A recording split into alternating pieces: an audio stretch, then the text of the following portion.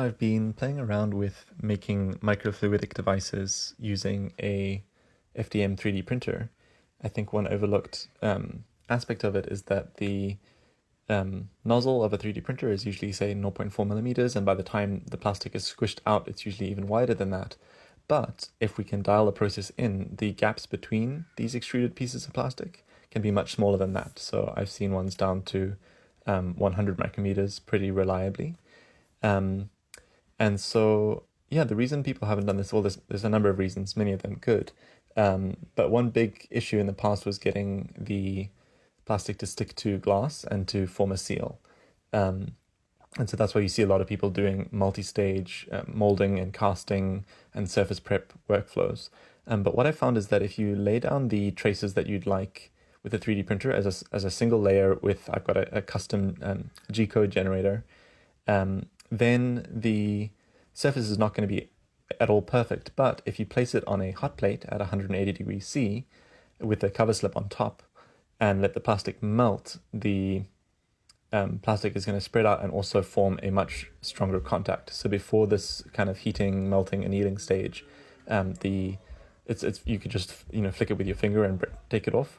But once it's done the annealing, it actually sticks incredibly well to both pieces of glass and forms a watertight seal, as you can see. So yeah, this has been the process that I've been dialing in. As you can tell, there's been a number of failures and steps taken to kind of get to this point. But yeah, at the moment, all I do is design the layout of the channels in Inkscape, and then I have a custom script that will produce the motion parts and the G-code to extrude the plastic. You can use syringes, or for early testing, I was just literally blowing into the tube to inject the liquid through. And my current goal is to build a droplet generator and then a sorting mechanism so that we can sort cells. For example, I want to select for cells that have got a fluorescent gene active, so that I can take only the ones that have been transformed. But there's a few other applications that this might be useful for.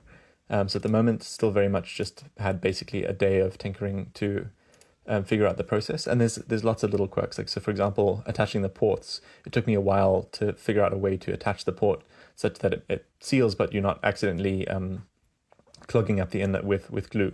So the way I currently do it is to use these lure lock to barb fitting adapters, and then use UV curing resin. And then I just put one tiny little dot of resin to hold it in place directly over the port inlet, and then cure that, and then add a small piece of seam, cure it, add another one, cure it, so that it's not something like super glue, which can just wick everywhere with surface tension and get even places that you don't want it.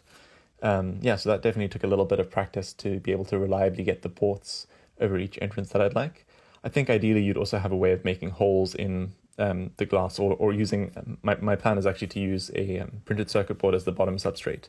So then you can have custom holes anywhere you like. You can have silkscreen markings and so on, and then just lay down the plastic on top of that instead of down on the glass. The trick for getting the very precise application of the UV curing adhesive is to use a micropipette. When you're melting the plastic, you can have a few different failure modes. If some of the plastic is too thin, you can get it such that it doesn't perfectly stick to the upper layer of glass, like you can see here. Or you can leave it too long and have everything spread out too far, right? You haven't left enough clearance. So in my script, I have arguments just for tweaking how much offset there is when you're generating the paths, and how much flow you have. So when all goes well, it should look perfectly smooth. You should be able to see this kind of nice continuous surface making a seal all the way through.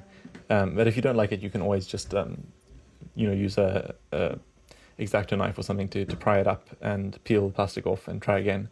It's not so strongly bonded that you can't get it off with a little bit of force. Yeah, so that's where the project is at. I have not yet looked at how anyone else does microfluidics. I kind of wanted to tinker and mess around first. But now that I have, I see lots of problems with my current setup that I'm sure smarter people than me have already solved. So I'm probably going to do some literature deep dives and continue iterating. But I wanted to just document the process in case the rest of this takes me a while. Because yeah, I think it's kind of neat that you can get these incredibly tiny. I mean, these channels are 0.1 millimeters by 0.1 millimeters or less channels with fairly arbitrary patterns that you can produce, as long as you don't mind the outline widths being a lot wider than the channels. So yeah, I hope you find that interesting. I'll keep updating, but thank you so much for watching.